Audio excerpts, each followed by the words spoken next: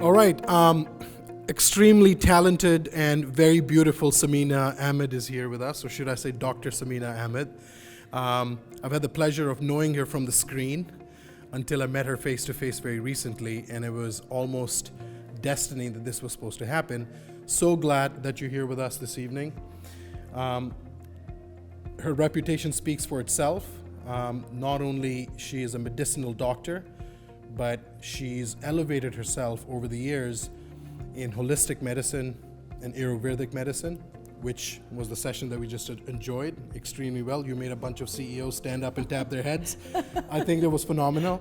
19 years doing this business, I've never seen that. So I think it was different, it was phenomenal.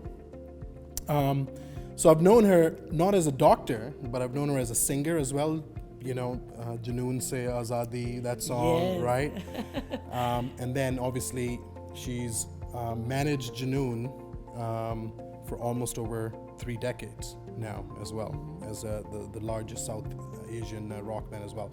So past the introduction, I'm going to hand over the mic to you. And the key question that I just wanted to ask with you today was, why do you feel it's so important that the audience at large, especially those in the leadership position, should consider alternatives to the regular medicine that everyone talks about and prescribes like there's no tomorrow, right?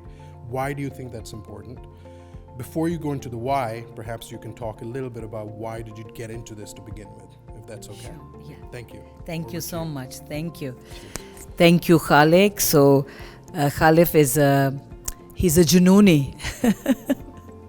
He's basically, he's been now certified Junooni by me, because when I met him in Toronto recently at a Junoon concert, we had like over 8,500 fans, but I think he was our biggest one. He stayed till the end. He was the first one to arrive at the show. It was so cold, and then he stayed till the end, and we started talking about health and wellness, and I know his association with Marcus Evans Summits. He spoke about the fact that they do like 88, I won't call it concerts, or are they concerts? Summits. Well, I'm used to the word concerts, but they are summits for on different topics. And I'm right now here at the Senior Living Summit, and it's because of him. So we started having a conversation, and I told him about my passion for health and wellness and healing. I'm in this field for the last 43 years, and I've seen like a 360-degree view of what happens, not only to the patients but to the doctors, and why we still have statistics which are showing us that the global health is suffering. If you just Googled the United States map and checked over a period of some decades on the chronic diseases and how they are coming in perspective, and how the whole regions are getting red by the day, which shows the severity of a disease, whether it's obesity, whether it's heart disease, cancer, or diabetes, you'll notice that we are not really progressing.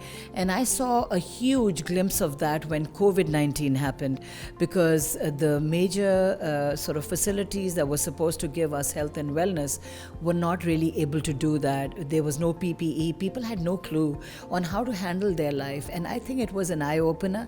And what happened is people then started resorting to finding out for themselves, how can we heal ourselves, which is more the preventative model that I am actually interested in. I'm a medical doctor who graduated in Pakistan and then, moved here through the US. But I've always felt, even as a doctor when I was practicing, that prevention is better than cure.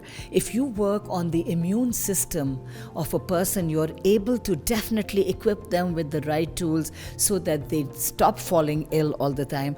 Otherwise, they get into that whole cycle, vicious cycle of medication, and medication has side effects. I am somebody who graduated as a medical doctor, and I'm not against that. I definitely know that acute diseases will only get a benefit from technology and from what medical science offers. But here I'm talking more about the chronic diseases, and also things like stress, which is a huge problem.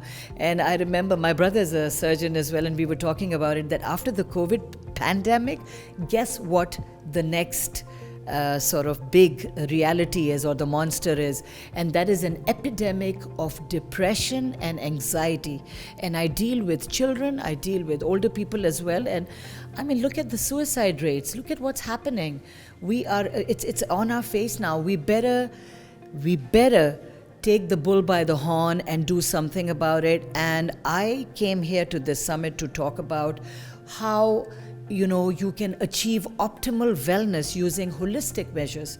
So I'm a healer who has a belt of tools, and I choose to choose or pick up the tool that is beneficial for my client or for my patient. And that's how I want you to view health and wellness. It's not a commodity.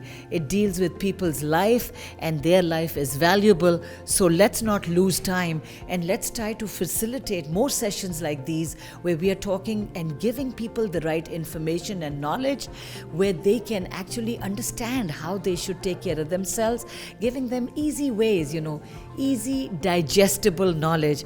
And I think that can be achieved through social media, but also by having one-on-one talks where people ask questions.